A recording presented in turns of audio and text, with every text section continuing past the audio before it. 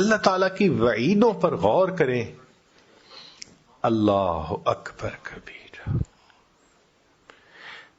ایک واقعہ میں آپ کو سناتا ہوں، بات مکمل کرتا ہوں.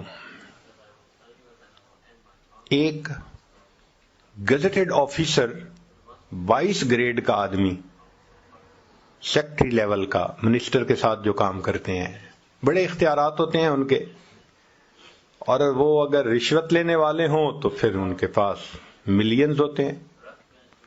ایسا ہی ایک آدمی تھا، پرسنالٹی بھی بہت امپریسو تھی، تعلیم بھی بہت تھی، اور اس کے پاس رشوت کا مال بھی کروڑوں میں تھا.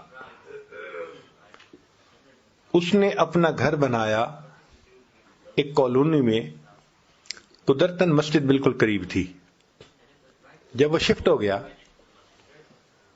تو رویا ہوا تھا، تو مسجد میں فجر کی اذان ہوئی. اس کی آنکھ کھل گئی. اس نے کہا یہ کیا مسئلہ ہے، یہ روز میری نیند خراب کیا کرے گا. اس نے اگلے دن مؤذن کو بلوایا اور کہا کہ بھئی تم جو ہے اسپیکر پہ مت اذان دیا کرو. مؤذن نے نمازیوں کو بتایا تو نمازیوں نے کہا بھائی ہم بوڑھے ہیں، ہم تو گھڑی بھی نہیں دیکھ سکتے، اذان کے انتظار میں ہوتے ہیں، اذان ہوتی ہے تو ہم مسجد میں آتے ہیں اور ساری مسلمانوں کی آبادی ہے، کیا مسئلہ ہے تمہیں، کیوں تم اذان نہیں دیتے؟ انہوں نے کہا نہیں، تم اذان دو لاؤڈ سپیکر میں فجر کی، کوئی بات نہیں. اگلے دن اس نے پھر اذان دی. اب یہ آفیسر صاحب جن کو اپنی طاقت کا، اختیارات کا، پیسے کا اتنا ناز تھا، یہ دن میں اٹھا، اس نے مؤذن کو بلوایا، ایک تھپڑ لگایا. تو یہ کہا نہیں تھا کہ اذان نہیں دینی، اسپیکر میں کیوں دی؟ اس نے کہا جی سارے محلے والے چاہتے ہیں کہ میں دوں، میں کس کی مانوں کس کی نہ مانوں. بس اس بندے کا یہ عمل ایسا اللہ کو ناپسند ہوا کہ میری عظمت کی آواز لگتی ہے اور اس کی نیند خراب ہوتی ہے. لو جی، چند دن کے اندر اس گزٹڈ آفیسر صاحب کے اوپر فالج کا اٹیک ہو گیا. دونوں ہاتھ یوں. اب جب دونوں ہاتھ بیکار ہو گئے تو دفتر والوں نے بھی چھٹی کرا دی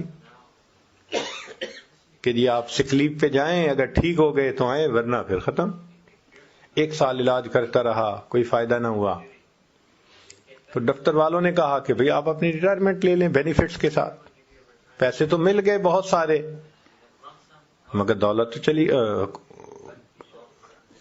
نوکری تو چلی گئی.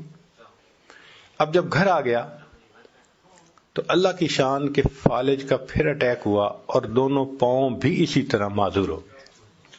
پاؤں سے بھی معذور، ہاتھوں سے بھی معذور. سارا دن گھر میں ہے. طبیعت تو بڑی افسرانہ تھی، اب کبھی بیوی کو ڈانٹتا ہے، کبھی بچے کو، یہ نہیں کر رہے وہ نہیں کر رہے، تو گھر والے بھی خدمت کر کر کے پریشان. ایک دن بیوی کو جو ڈانٹا، اس نے کہا دیکھیں میں تمہاری خدمت کر کر کے صحت خراب کر چکی ہوں، مگر تمہاری زبان سے کبھی شکریہ کا لفظ تو نہیں نکلا. ذرا سی بات پہ تم بیجا گالیاں نکالتے ہو. اب اگر تم نے مجھے گالیاں نکالی نا تو میں امی ابو کے گھر چلی جاؤں گی. اس نے اور گالیاں نکالی، وہ بچوں کو لے کے گھر چلی گئی اکیلا. اس نے اپنے بھائی کو پیغام بھیجا کہ بھئی بیوی تو مجھے چھوڑ کے چلی گئی، تو تم جو ہے میرے کیئر ٹیکنگ کرو. تو بھائی نے اسے اپنے گھر بلوا لیا. بھائی کی بیوی بچے وہ سب اس کی خدمت کرتے، مگر طبیعت تو بگڑی ہوئی تھی نا، شاہانہ طبیعت تھی، افسرانہ طبیعت تھی. غصہ کرنا، ڈانٹنا، گالی نکالنا وہ تو معمول تھا. وہاں بھی اس نے یہی حساب کیا. تو ایک دن بھائی کی بیوی کو جو گالی نکالی تو اس نے اپنے خامن سے کہا کہ یا اسے گھر میں رکھ لو یا پھر مجھے رکھ لو.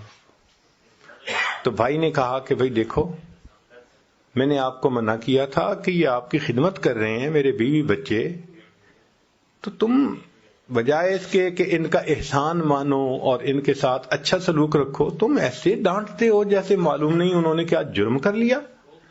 اس نے بھائی کو بھی ڈانٹنا شروع کر دیا، تم زن مرید بن گئے ہو، تم فلاں ہو گئے ہو۔ جب بچوں نے دیکھا کہ ہمارے ابو کو ڈانٹ رہے ہیں تو وہ تو نہیں سن سکتے تھے، لو جی انہوں نے اس کی چارپائی سے اس کو اٹھایا اور باہر لا کر سڑک کے کنارے ڈال دیا کہ تو جان اور تیرا کام جانے۔ اب ہاتھ بھی کام نہیں کرتے، پاؤں بھی کام نہیں کرتے، اس کے پاؤں دونوں سینے کے ساتھ لگے ہوئے ہیں، ہاتھ بھی سینے کے ساتھ لگے ہوئے ہیں، زندہ لاش ہے ایک طرح سے، سڑک کے کنارے پڑا ہے۔ رات تو گزر گئی، صبح ہوئی تو بھوک بھی بہت لگی ہوئی ہے۔